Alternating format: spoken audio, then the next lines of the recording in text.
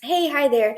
In this video, I want to talk about Dux-Soup from the recommendation of George after his conversation with a customer that uses it. So let's go. The core business of Dux-Soup is visiting profiles, um, and after, you can select visiting profiles, you can select a particular pool of people, and then you can add actions to this visiting, and you can actually also look for email addresses to other people than your first connections, but it costs you extra money. So here we have like this visit profile option, and then there are actions that you can add to it. So you can set connection requests to your second and third degree connections. You can use variables here, so it's pretty customizable and pretty good personalization. You can also cancel pending connection requests, which is something smart. It's an important thing to do because you can only have so many pending connection requests, and if you have more, then you cannot send new ones, right? So in order to avoid that from happening, you can just cancel connection requests that are pending for more than 14 days, for example, and that way you have room for more. You can also send personalized messages to first connections. So here it is just like a connection request with a message, and this is actually a direct message after a person has already connected with you. And you can also send emails in Navigator and Recruiter, follow people's profiles on LinkedIn. You can also kick people out of your LinkedIn network, and if you're using Sales Navigator, you can pull up a list and have that all list saved to your leads within the Sales Navigator. You can save profiles as a PDF, and this one is something I really like. You can actually endorse people for their top 3 skills, which is pretty cool because, again, this is proactive. Like, it's not reactive, and it's not just viewing, it's a proactive thing, which actually brings you good reputation and better ability to create a network, I believe. And here you can also have these exceptions, things that you don't want to do. So for instance, you can blacklist some profiles and exclude them. And also, if you're like targeting this big fish kind of people, you can say that I want to exclude profiles that have fewer than 100 or 200 connections or 300, whatever your audience is. So this is the pool of actions that Dux-Soup has, and it pretty much covers the basic needs. So this is like a good scope, I believe. And also, I like that it has notifications. You can be doing something of your own, and in your browser, you can see what's happening, which profiles are being visited, like it's waiting or scrolling or whatever else. And here you can also manage it. So if you're tired of it, if you don't want to see it anymore, you can just turn it off. And so it visits the profiles, it collects the data, but the only way to access it is to download it. And this is something that I don't really like. I like to be able to manage my contacts in the system that I'm using, and like these constant CSV downloads, it's really not for me. So my personal biggest disadvantage is this: like, you cannot manage your profiles within the Dux-Soup. You can only like download them, and this, according to me, hugely inconvenient. And here's another thing, that you not only can you select lists on LinkedIn to visit, you can also have a CSV file with LinkedIn URLs, and then you can let Dux-Soup revisit those profiles like that. Um, and also, there is like a difference here between scan and visit. I don't really know what's the point of it, but here you have an option to record profiles and record data in profiles without like scrolling up and down, without letting that person know that you were there. So here, this option, I don't really know who uses it and who needs it. So if you're watching this video and you know it, please tell me. It would be very nice to know.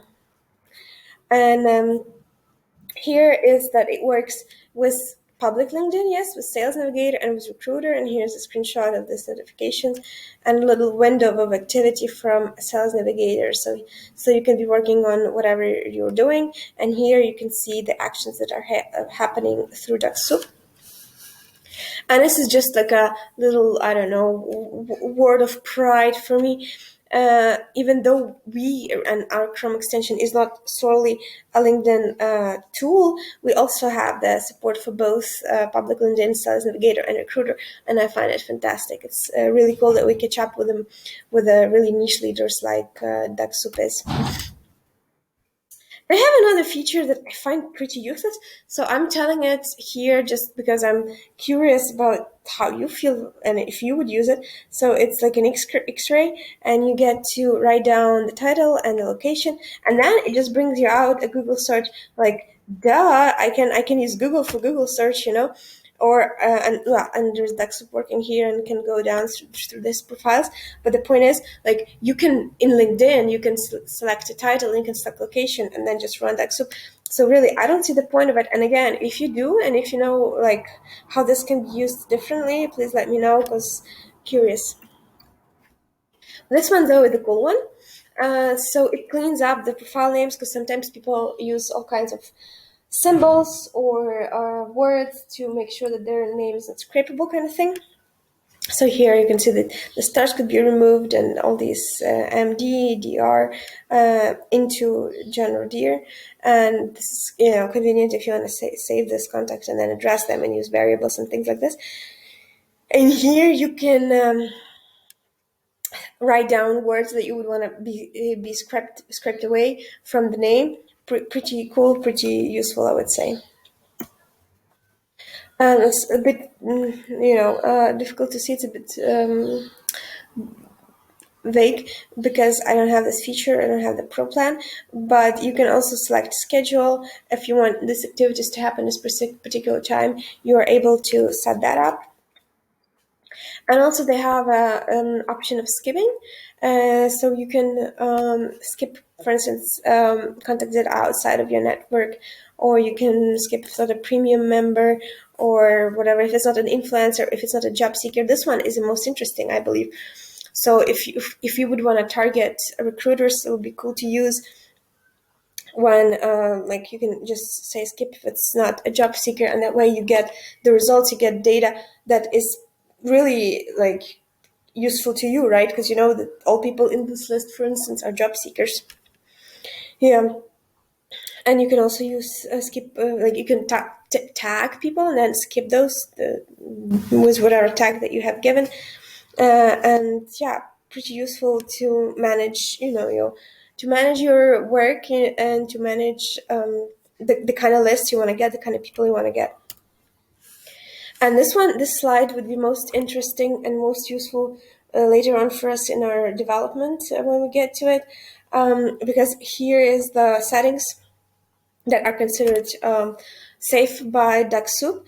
So you get visiting profiles between 25 and 125 per hour. You have the speed of scanning profiles. And then you get to pause after every so many visits. And here's the daily limit. So basically, it's up to 100 connection requests per day and up to 200 direct messages. So this is the limits that they recommend. And another handy little thing is that you can add tags to any contact on LinkedIn, and then you can open it up, and those tags and comments as well would pull up. It's pretty handy. And this is just something interesting, I would say. They right now they operate a lot like a Phantom Booster in terms that it's event based. It's just so many actions, yes. And I was on their site and I noticed that they're going into they're going into sequencing, so they will have drip campaigns. That is a bit different approach, yeah. So it's not as much event based as it will be like planned, maybe connection request, then follow, then whatever else. So just a little curious thing here to see. And what users liked is that it's easy to use, easy to add, easy to download. And here one was interesting. The connections I do make always ask me how was I able to send them such a great initial message with links and in the connection request. So people do like their personalization. They do like their ability to still, send pretty personalized messages. And yeah, it's pretty low price, I would say. It's like around $30 or so. And then, yeah, again, about personalization. And this one here I have added. So today, or was it yesterday, Oleg has announced this idea to get the LinkedIn URLs and transform them into emails, so get to know emails from there. And just today, I read this review that ability to scan. So I get their URLs, which can be used with other software to get emails for these contacts. So there is a market for it, there is a demand for it. So Allah, if you're watching this, here is a little extra confirmation to your idea. And users don't like being banned. That's something they don't like.